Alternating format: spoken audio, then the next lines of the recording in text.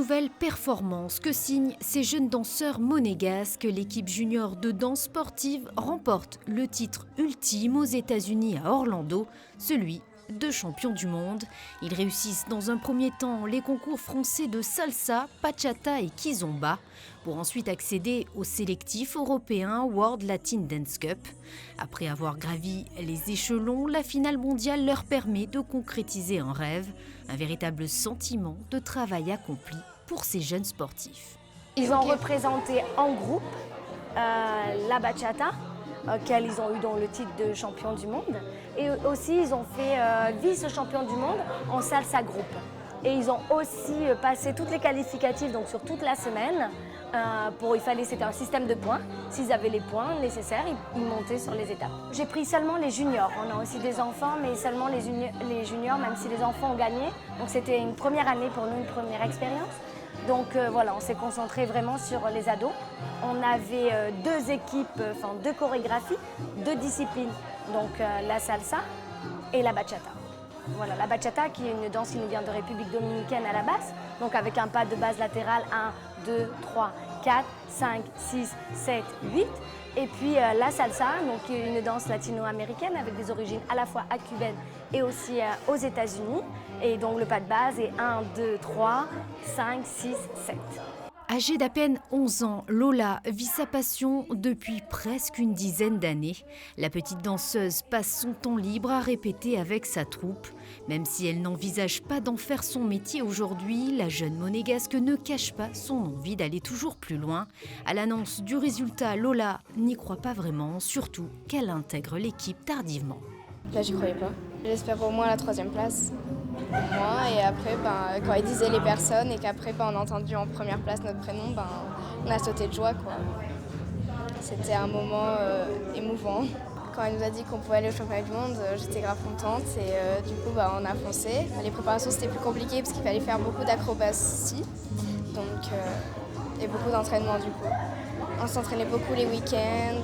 Je connaissais déjà la troupe, la choré, je l'avais beaucoup vue, du coup j'avais quelques passages en tête, mais sinon c'était compliqué d'apprendre de 2 minutes de choré en 3 semaines, même pas.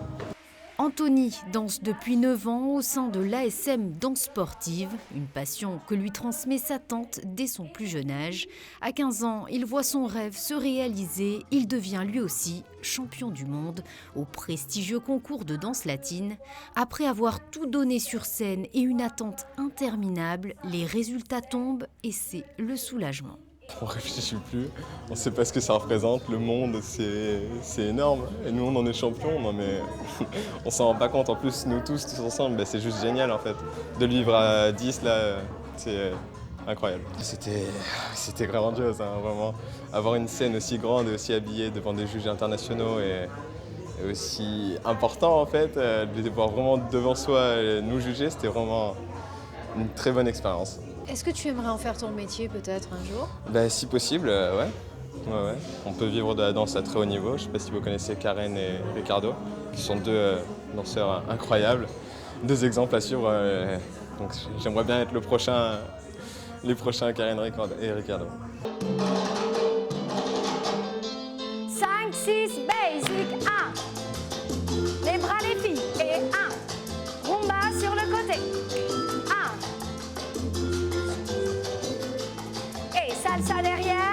Ce succès, les enfants le doivent aussi à leur professeur Marion Pontal-Sanchez, d'origine espagnole. La chorégraphe est dotée d'une formation classique et contemporaine.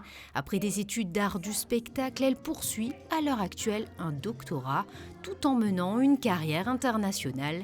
Mais l'entraînement de l'équipe monégasque lui tient particulièrement à cœur. Ce sont des jeunes passionnés.